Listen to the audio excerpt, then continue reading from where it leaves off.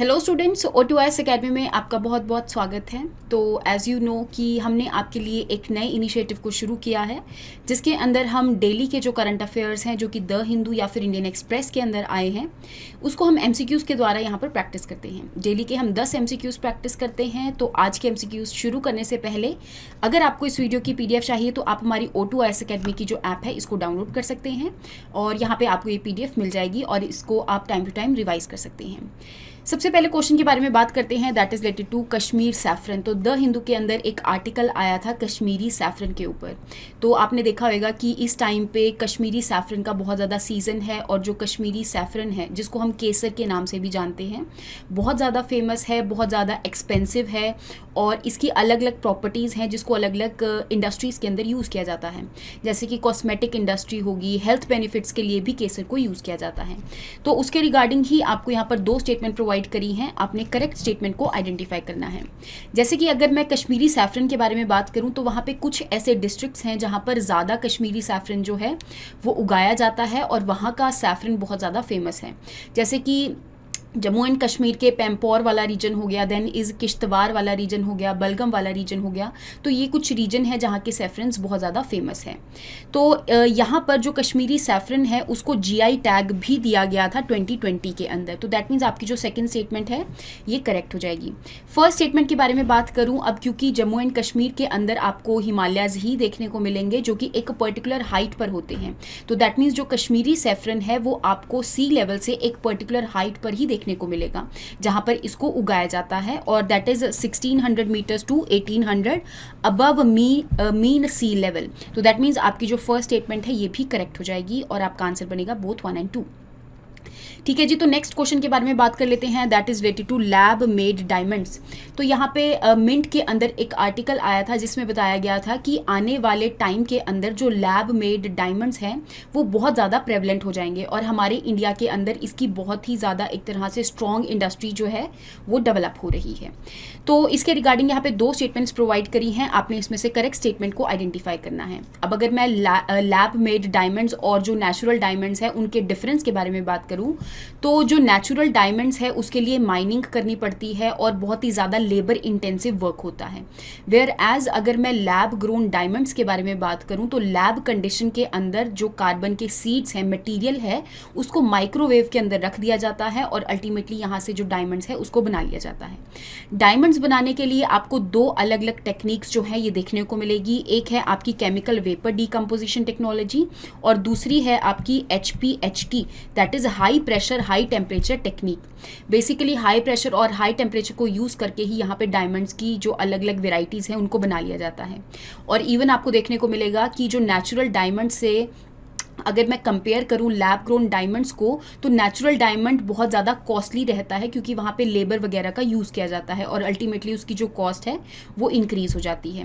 Where as जो lab grown diamonds है उसकी कॉस्ट इतनी ज़्यादा नहीं होती क्योंकि उसके अंदर इतना ज़्यादा आप कह सकते हैं जो फैक्टर कॉस्ट है वो इंक्लूडेड नहीं होती। तो जो फर्स्ट स्टेटमेंट है ये इसी के रिगार्डिंग है कि कार्बन सीड को प्लेस कर दिया जाता है माइक्रोवेव के अंदर, उसको सुपर हीट किया जाता है। तो दैट मीन्स आपकी जो फर्स्ट स्टेटमेंट है करेक्ट हो जाएगी। सेकंड स्टेटमेंट के बारे में अगर मैं बात करूं कि इंडिया के अंदर जो केमिकल वेपर डीकम्पोजिशन टेक्नोलॉजी है वो ऑलरेडी डेवलप्ड है जिसके थ्रू लैब ग्रोन जो डायमंड्स है उसको, लैब मेड जो डायमंड्स है उसको बनाया जा रहा है। तो दैट मीन्स जो सेकंड स्टेटमेंट है ये इनकरेक्ट हो जाएगी और आपका आंसर बनेगा 1 ओनली। ठीक है, नेक्स्ट क्वेश्चन के बारे में बात कर लेते हैं, that is related to EPFO, that is employees provident fund organisation. तो अगर मैं इस ऑर्गेनाइजेशन के बारे में बात करूं 1952 के अंदर इस ऑर्गेनाइजेशन को बनाया गया था एक पर्टिकुलर मिनिस्ट्री के अंदर, that is ministry of labour and employment. इस ऑर्गेनाइजेशन के अंदर आपको अलग अलग स्कीम्स देखने को मिलेंगी जो कि ये ऑर्गेनाइजेशन इंप्लीमेंट करती है। जैसे कि एक तो प्रोविडेंट फंड स्कीम हो गया, दूसरा आपका पेंशन स्कीम हो गया और तीसरा है आपका इंश्योरेंस स्कीम। तो इन तीनों स्कीम्स को इम्प्लीमेंट करने का जो काम है एम्प्लॉयज़ प्रोविडेंट फंड ऑर्गेनाइजेशन का रहता है और अल्टीमेटली जैसे कि आपको पता होगा कि हमारी जो सेंट्रल सरकार है वो यहाँ पे PF जो है उसको चार्ज करती है और जब भी किसी की रिटायरमेंट होती है उसके बाद जो PF है वो दे दिया जाता है। तो दैट मीन्स जो भी यहाँ पे PF कलेक्ट होता है वो हमारी जो सेंट्रल सरकार है एक तरह से उस कैश को या फिर उस मनी को अलग अलग गवर्नमेंट सिक्योरिटीज़ के अंदर यूज़ करती है ताकि हमारी कंट्री के अंदर डेवलपमेंट वगैरह कर सके। तो दैट मीन्स आपकी जो फर्स्ट स्टेटमेंट है ये तो करेक्ट हो जाएगी। सेकंड स्टेटमेंट के बारे में अगर मैं बात करूं कि ये नोडल एजेंसी भी है ताकि यहाँ पे बाईलेटरल सोशल सिक्योरिटी की जो एग्रीमेंट्स है उसको इम्प्लीमेंट किया जा सके। जैसे आपको यहाँ पे आपको देखने को मिलेगा कि हमारी अलग अलग कंट्रीज़ के साथ भी कुछ ना कुछ एग्रीमेंट्स और स्कीम्स रहती हैं सोशल सिक्योरिटी के रिगार्डिंग, तो उन सारी चीज़ों को इम्प्लीमेंट करने का काम भी EPFO का ही रहता है। तो दैट मीन्स आपकी यहाँ पर दोनों जो स्टेटमेंट्स हैं वो करेक्ट हो जाएंगी। नेक्स्ट क्वेश्चन के बारे में बात कर लेते हैं, that is related to glyphosate. तो एक आर्टिकल आया था ग्लाइफोसेट के ऊपर, डाउन टू अर्थ के अंदर आया था बेसिकली। तो इसमें बात करी गई थी कि कुछ हमारी कंट्री के अंदर कुछ ऐसी स्टेट्स हैं जिनके अंदर ग्लाइफोसेट को बहुत ज़्यादा यूज़ किया जा रहा है। तो अगर मैं ग्लाइफोसेट के बारे में बात करूं, पहली बात तो ये एक हर्बिसाइड होता है। हर्बिसाइड का मतलब होता है कि ऐसा केमिकल है जो कि हर्ब्स को किल करता है। हर्ब्स क्या होते हैं? जो छोटे छोटे वीड्स आपको देखने को मिलते हैं जो कि क्रॉप्स के आसपास ग्रो कर जाते हैं और अल्टीमेटली क्रॉप्स को डिस्ट्रॉय करने का काम करते हैं या फिर उनकी यील्ड को डिक्रीज करते हैं। तो बेसिकली वो वीड्स होते हैं और उनको किल करने के लिए यहाँ पे वीडीसाइड्स या फिर हर्बिसाइड्स को यूज़ किया जाता है, जिसमें से ग्लाइफोसेट भी एक हर्बिसाइड है। तो हमारी जो सेंट्रल गवर्नमेंट है उन्होंने ग्लाइफोसेट को यहाँ पर बैन कर दिया था, लेकिन कुछ ऐसे रीजन्स थे जिनके लिए ग्लाइफोसेट को बैन नहीं किया गया था। जैसे कि टी क्रॉप्स के लिए यहाँ पे ग्लाइफोसेट को बैन नहीं किया गया, बाकी की जितनी भी क्रॉप्स वगैरह हैं उनके लिए इसको बैन कर दिया गया था। तो दैट मीन्स आपकी जो फर्स्ट स्टेटमेंट है ये करेक्ट हो जाएगी। सेकेंड स्टेटमेंट के बारे में अगर मैं बात करूँ कि एक जो डाउन टू अर्थ के अंदर रिपोर्ट आई है उसके अंदर ये देखने को मिला है कि जिस स्टेट के अंदर टी प्लांटेशन है, चलो उनके अंदर तो ग्लाइफोसेट यूज हो ही रहा है, लेकिन जिन स्टेट्स के अंदर टी प्लांटेशन नहीं भी है उनके अंदर भी ग्लाइफोसेट की बहुत ज़्यादा इंक्रीज्ड अमाउंट्स जो हैं वो देखने को मिल रहे हैं। तो दैट मीन्स आपकी जो सेकंड स्टेटमेंट है ये भी करेक्ट हो जाएगी और आपका आंसर बनेगा बोथ 1 और 2। नेक्स्ट क्वेश्चन के बारे में बात कर लेते हैं, that is related to Shanghai corporation organisation. तो जैसा कि आपने न्यूज़ में भी देखा होगा कि हमारे जो एक्सटर्नल अफेयर मिनिस्टर हैं उन्होंने वर्चुअल मीटिंग में पार्ट लिया है जो कि चाइना के द्वारा ऑर्गेनाइज करी गई है, शंघाई कॉर्पोरेशन ऑर्गेनाइजेशन की जो वर्चुअल मीटिंग है, ठीक है। तो उसके रिगार्डिंग ही आपको 2 स्टेटमेंट्स प्रोवाइड करी हैं, आपने करेक्ट स्टेटमेंट को आइडेंटिफाई करना है। जैसे अगर मैं फर्स्ट स्टेटमेंट के बारे में बात करूं तो परमानेंट इंटरगवर्नमेंटल इंटरनेशनल ऑर्गेनाइजेशन है, तो बिल्कुल सही बात है। शंघाई कॉर्पोरेशन ऑर्गेनाइजेशन जो है इससे पहले शंघाई 5 के नाम से जानी जाती थी। तो उस टाइम पे 5 कंट्रीज इसके अंदर थी, Kazakhstan, Kyrgyzstan, Russia, China and Tajikistan. ध्यान देना है तुर्कमेनिस्तान उस टाइम पे नहीं था, हालांकि बाद में भी नहीं है तुर्कमेनिस्तान, लेकिन आपको ध्यान होना चाहिए कि तुर्कमेनिस्तान नहीं है, SCO के अंदर तजिकिस्तान है। नेक्स्ट अगर मैं बात करूं 2001 के टाइम पे यहाँ पर उज्बेकिस्तान ने इसको ज्वाइन करने की बात करी और जो शंघाई 5 है उसका नाम रख दिया गया शंघाई कॉर्पोरेशन ऑर्गेनाइजेशन। और अल्टीमेटली 2017 तक आते आते इंडिया और पाकिस्तान ने भी यहाँ पर इसको ज्वाइन कर लिया और 2021 में बात हो रही थी कि शंघाई कॉर्पोरेशन ऑर्गेनाइजेशन के अंदर ईरान को भी फुल मेंबर बनाया जाएगा। तो दैट मीन्स आपकी जो सेकंड स्टेटमेंट है ये तो इनकरेक्ट हो जाएगी, फर्स्ट स्टेटमेंट आपकी करेक्ट हो जाएगी, तो आपका आंसर बनेगा 1 ओनली। नेक्स्ट क्वेश्चन के बारे में बात कर लेते हैं, that is related to sedition law. तो जैसा कि आपने देखा होगा कि सुप्रीम कोर्ट ने रिसेंटली सेंटर को ये बोला है कि अभी के लिए आप IPC का जो सेक्शन 124A है उसके अंदर केसेस को फाइल ना करें, जो कि सेडिशन लॉ के बारे में बताता है। तो यहाँ पे अगर मैं सेडिशन लॉ के बारे में बात करूँ तो IPC का जो सेक्शन 124A है उसके अंदर सेडिशन को अच्छे से डिफाइन किया गया है और यहाँ पे आपको देखने को मिलेगा कि हमारे कॉन्स्टिट्यूशन ऑफ इंडिया के अंदर कहीं भी सेडिशन की डेफिनेशन जो है वो नहीं दी गई। तो दैट मीन्स आपकी जो फर्स्ट स्टेटमेंट है ये करेक्ट हो जाएगी। सेकंड स्टेटमेंट के बारे में अगर मैं बात करूँ तो जो सेडिशन लॉ है, सबसे पहले सेडिशन के बारे में बात कर लेते हैं कि ये है क्या। तो सेडिशन जो है बेसिकली एक ऐसा ऑफेंस है जिसके अंदर अगर कोई भी पर्सन सेंट्रल सरकार के अगेंस्ट कोई भी ऐसे वर्ड्स को यूज़ करता है या फिर कोई भी ऐसी चीज़ करता है जिसकी वजह से वो वायलेंस को इंसाइट कर रहा है, वायलेंस की मतलब एक तरह से किसी मॉब को वायलेंस करने के लिए मजबूर कर रहा है, तो ये सेडिशन के अंदर काउंट होगा। तो ये जो ऑफेंस है ये एक नॉन बेलेबल ऑफेंस है। दैट मीन्स अगर किसी पर्सन ने सेडिशन किया है तो उसको बेल नहीं मिलेगी और इसको पनिशमेंट मिल सकती है, 3 साल तक की मिल सकती है या फिर लाइफ इम्प्रिजनमेंट तक की पनिशमेंट जो है इनको मिल सकती है। तो दैट मीन्स जो सेकंड स्टेटमेंट है ये भी आपकी करेक्ट हो जाएगी, आपका आंसर बनेगा बोथ 1 और 2। हालांकि आपको देखने को मिलेगा कि सिडिशन लॉ से रिलेटेड एक केस है, that is Shreya single case versus union of India, जिसके अंदर जो सिडिशन है उसको और ज़्यादा क्लियरली यहाँ पर डिफाइन किया गया कि हर एक वर्ड को आप सिडिशन काउंट नहीं कर सकते जब तक वो वायलेंस जो है उसको इंसाइट ना करें। तो इस केस के बारे में भी थोड़ा बहुत आपको पता होना चाहिए। नेक्स्ट क्वेश्चन के बारे में बात कर लेते हैं, that is related to anti superstition laws.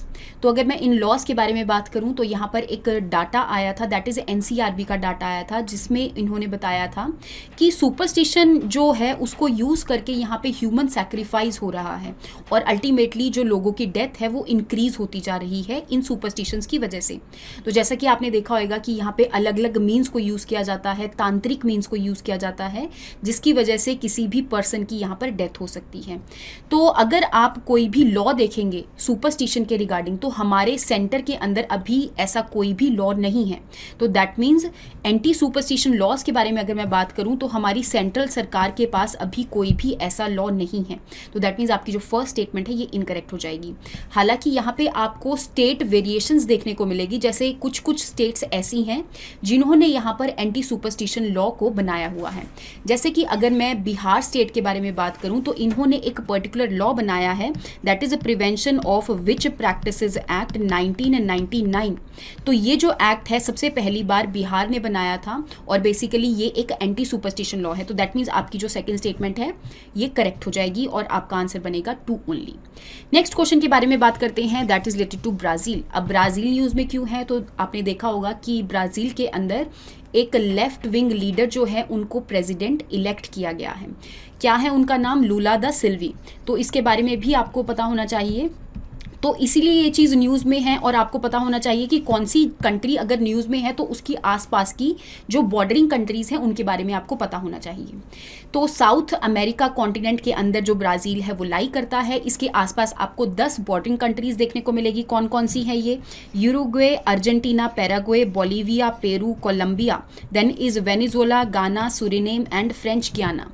तो ये जो 10 की 10 कंट्रीज़ हैं इनके बारे में आपको पता होना चाहिए। हालांकि आपको देखने को मिलेगा जो चिली है वो ब्राज़ील को बॉर्डर नहीं करती, तो दैट मीन्स आप फर्स्ट को एलिमिनेट कर सकते हैं और उस हिसाब से आपका आंसर बनेगा 2, 3 एंड 4 ओनली।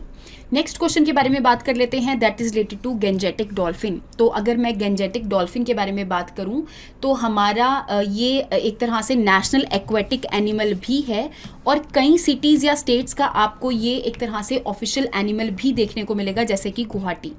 तो ये जो गेंजेटिक डॉल्फिन है ये एक फ्रेश वाटर स्पीशीज़ है, ज़्यादातर आपको जो रिवर सिस्टम है उसके अंदर देखने को मिलेगा। जैसा कि आप जानते ही होंगे कि जो रिवर्स होते हैं उनका जो पानी होता है वो फ्रेश वाटर होता है और ज़्यादातर इन्हीं रिवर्स के अंदर आपको गेंजेटिक डॉल्फिन देखने को मिलती है। कौन कौन से रिवर सिस्टम के अंदर देखने को मिलती है एक बार उसके बारे में बात कर लेते हैं, दैट इज गंगा, ब्रह्मपुत्र, मेघना, Karnaphuli and Sangu river system, जो कि आपका इंडिया, नेपाल एंड बांग्लादेश वाले रीजन के अंदर लाई करता है। तो दैट मीन्स आपको गेंजेटिक डॉल्फिन जो है वो इस एरिया में देखने को मिलती है। तो फर्स्ट स्टेटमेंट आपकी करेक्ट हो जाएगी। और सेकंड स्टेटमेंट के बारे में बात करूँ तो गेंजेटिक डॉल्फिन को और भी कई नामों से जाना जाता है, जैसे कि ब्लाइंड डॉल्फिन भी हम इसको कह देते हैं क्योंकि ये देख नहीं पाती हैं। सूसू के नाम से भी हम इसको जानते हैं क्योंकि जिस टाइम पे ये सांस लेती हैं तो एक अजीब सी वॉइस जो है, अजीब सी साउंड्स जो है जो कि एक सूसू को रिलेट करती है, तो वैसी साउंड प्रोड्यूस करती है, तो इस वजह से हम इसको ऐसे भी बोल देते हैं। तो दैट मीन्स आपकी जो सेकंड स्टेटमेंट है ये भी करेक्ट हो जाएगी और आपका आंसर बनेगा बोथ 1 एंड 2। नेक्स्ट क्वेश्चन के बारे में बात कर लेते हैं, दैट इज रिलेटेड टू झूलतो पुल। अब ये झूलतो पुल है क्या है? तो अगर मैं इसके बारे में बात करूं तो रिसेंटली आपने न्यूज़ के अंदर भी देखा होगा कि एक सस्पेंशन ब्रिज जो है जो कि गुजरात मोरबी के अंदर लाई कर रहा है वो बेसिकली टूट गया है और उसकी वजह से यहाँ पे बहुत सारे लोगों की मृत्यु हुई है। तो झूलतो पुल ये मोरबी सस्पेंशन ब्रिज ही है जो कि 1879 के टाइम पर बनाया गया था। तो अगर मैं इस झूलतो पुल के बारे में बात करूं, इसके रिगार्डिंग आपको कुछ चीज़ें जो है वो पता होनी चाहिए। जैसे सबसे पहली बात, ये एक सस्पेंशन ब्रिज है। ब्रिजेस की आपको अलग अलग टाइप्स देखने को मिलती है। जो सस्पेंशन ब्रिज है उसके अंदर सस्पेंशन केबल से टावर्स को जोड़ा जाता है और अल्टीमेटली जो एंकर्स हैं उससे कनेक्ट किया जाता है। तो ऐसा सा जो सस्पेंशन ब्रिज है आपको देखने को मिलता है जिससे जो बीम है वो सस्पेंशन केबल से वर्टिकल सस्पेंशन के द्वारा जुड़ी होती है।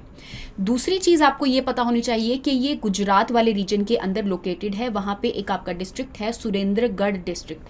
तो आपको सुरेंद्र नगर डिस्ट्रिक्ट जो है उसके अंदर ये जो मोरबी सस्पेंशन ब्रिज है ये देखने को मिलेगा। तीसरी बात, इस ब्रिज के नीचे से कौन सी रिवर गुजर रही थी, दैट इज़ माछू रिवर। तो इस रिवर के बारे में भी आपको पता होनी चाहिए, जो कि सुरेंद्र नगर के रीजन से ही माडला हिल से ओरिजिनेट करती है और ultimately little run of Kutch के अंदर ड्रेन हो जाती है।